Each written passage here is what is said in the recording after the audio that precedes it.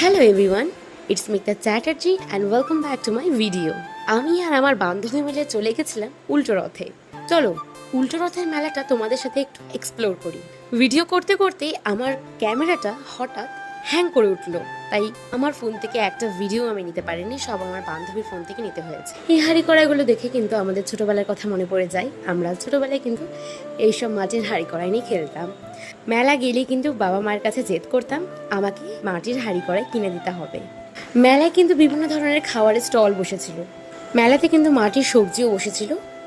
তো প্রথমে তো আমি ভেবেছিলাম দূর থেকে যে সবজি নিয়ে বসেছে, এটা অবাক হই। তারপরে কাছে গিয়ে দেখি না, এটা হচ্ছে মাটি। সবচেয়ে সুন্দর এই স্টলের মূর্তিগুলো এত সুন্দর করে সাজিয়েছে, বানিয়েছে, চোখ ফেরানোই যাচ্ছে না।